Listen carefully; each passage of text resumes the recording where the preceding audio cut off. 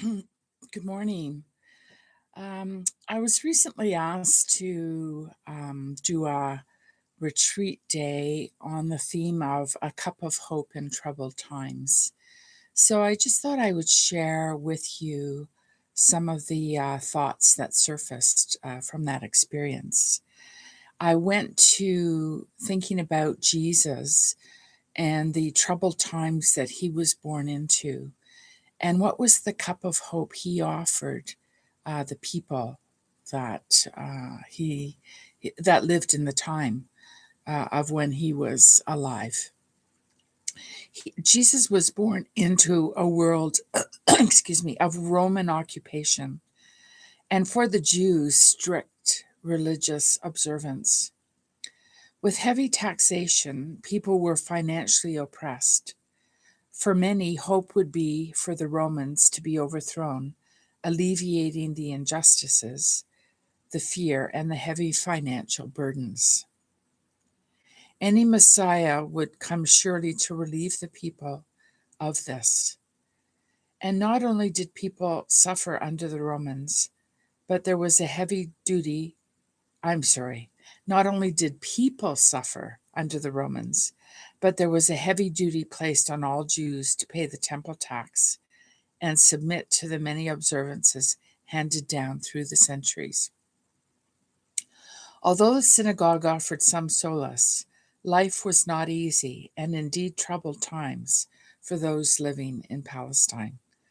The thought that perhaps a Messiah had appeared was something that gave hope. But Jesus did not come to overthrow either the Romans or to encourage people to turn their backs on the temple authority, even though he did speak truth to these powers. His message of hope lay in creating the community of God here on earth. Every parable and every story teaches about how to live in this world in a way that reflects the community of God. While one had to live, live in the kingdom of this world, obey its laws and tax requirements, each individual could aspire toward and fulfill the expectations of the community of God. This idea of community gave Christ's followers hope, despite being surrounded by prejudice, harassment, and dangerous hatreds. So there are so many parables and stories to reflect on in this, but it could be a worthwhile study to consider how to be the community of God. And Jesus never said, believe in me. He always said, follow me. And that means that our lives are to be a reflection of this new community and this new vision of bringing heaven to earth, living out that community of God here on earth. So to follow Jesus, it is not the recitation of the creed and a belief system that we are called to embrace, but we are called to follow Jesus. And what does that mean? To know Jesus and to have a relationship with him, empowered by the Spirit, the greatest adventure of all, giving joy and sense of purpose. So the cup of hope for me lies in knowing that I am loved and known by God, and that I am a beautiful creation of this loving God, and here to be who I am and offer that to the world. To be part of a community that affirms this is very life-giving. The community of God also, and following Jesus, is a life of prayer. Jesus, as our role model, spent a lot of time off by himself in a quiet place of prayer, communing with the divine. And that is a call on our lives to find those quiet places, those oases of prayer, that we might be truly connected and in touch. And Jesus continually taught about the poor and the marginalized. in giving to the poor, but not only giving to the poor, like I think of soup kitchens, or maybe we're out serving the poor in that way. But I'm wondering if Jesus, in his example and how he was in the world, didn't mean for us just to serve the poor, but to sit with the poor, have a meal with the poor. We're all part of the community. I know that was for me when I was involved at the drop-in center in Mississauga, and we had weekly communal dinners with the marginalized and all sorts of different people. And there was something very sacred in breaking bread with all sorts of people and just hearing their stories and laughing and enjoying the fellowship of all that. Sometimes I really miss it and would like to find a way to get back into that kind of experience. And in some ways, I'm finding my way.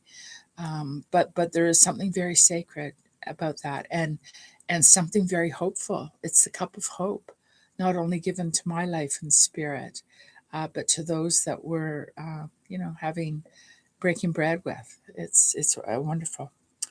And to live a simple life is another aspect of the community of God, where our values are not in hoarding wealth, but being generous with what we have. That is where joy lives, or lives.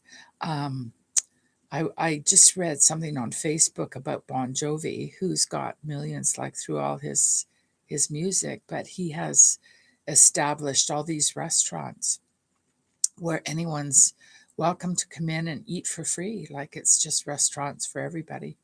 And the picture showed him in the back doing the dishes, the pots and the pans, and there's just a joy in that kind of giving, the cup of hope, being part of that, sharing what we have with others. So, and I think that is another aspect of the community of God, sees all individuals, whether poor or powerful, as equal. The community of God also, where there's a cup of hope, um, invites me to be real with who I am, and creating safe places where I can be vulnerable and tell my story. The cup of hope lies in those safe places where we can be real and honest and vulnerable and know that we're heard and that we're seen. Do unto others as you would have them do unto you. If you have more, share with someone who has less. Treat all with love and compassion. Acknowledge fully and completely the wrong done to others, intentional or not. Every individual enjoys the love and grace of God, regardless of birth or social station. I just love that sense of the community of God has no boundaries. It's all so very inclusive. Rich, poor, gay, straight, whoever we are, we're all included. We're all the beloved.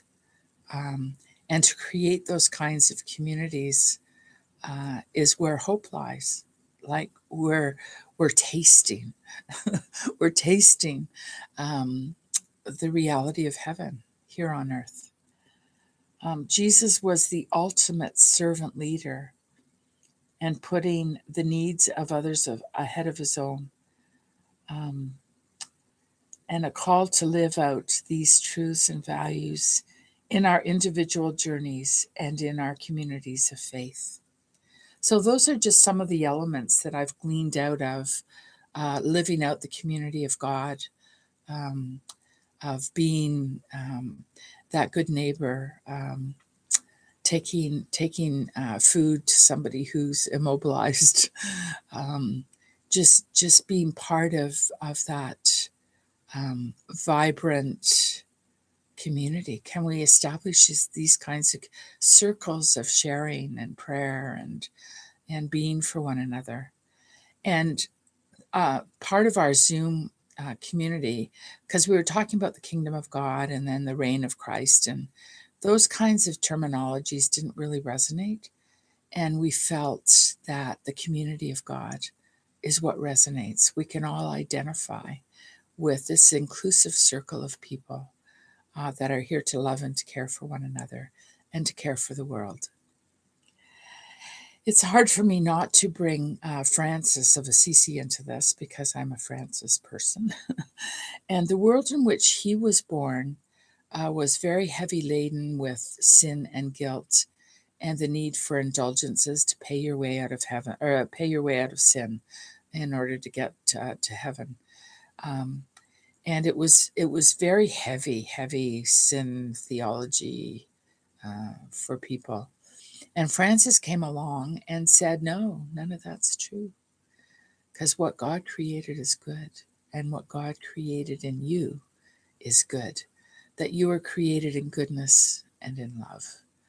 And it was such a liberating message and a cup of hope for the people that were so bogged down in this theology of sin and indulgences and needing to pay one's way out of the sinful state. So may that be a resonating message for us too, because I think there's some carryover of that theology that we live out in our day, that we are sinful creatures. And God would say to each one of us, no, I love you, and you have been created in goodness and in love. And when we have the actual experience of that divine love, like I know I had that when I came out of the drug scene of the 60s and 70s, and I encountered this incredible experience of love from God. It wasn't predicated on my confession of sin. It came to me in such an incredible, powerful way. And I just hope all of us who are listening to this might open our hearts to experience this incredible love that's not predicated on confession. It's just and when we move into this path of following, then we can't help but do a life review and bring our life before God and notice all the stuff that that I did wrong and stuff, and ask for forgiveness. But it seems like the cart's been put before the horse, that the experience of love comes, and then we are just naturally drawn into, okay, what's my life been about up until this point? And there's just grace and love there to receive us. So that is a cup of hope. In the midst of the world that we live, I just believe that we're called to create this community of God where people feel loved and included and part of, that we break bread together, that we are very conscious of the poor and the marginalized, and that we intentionally find a way to sit with people that are marginalized and will encounter divine presence in the midst of all of that. So I pray that all of this might be a cup of hope for us all in the darkness of the world in which we're living in so many ways, although in North America we're certainly privileged. But even that, I guess, the temptation to hoard and to go after the material things is the temptation that we're called to let go of, and to find joy and hope in not putting our I guess attention to that. I mean, some of us are gifted with lots of stuff, so are we good stewards? Because none of it's ours. It's really all entrusted to us for greater purposes. So I pray this will be something for us all to think about as we're on the journey. And may God's loving presence enfold you today, inspiring you on your way. So till next time, bye-bye.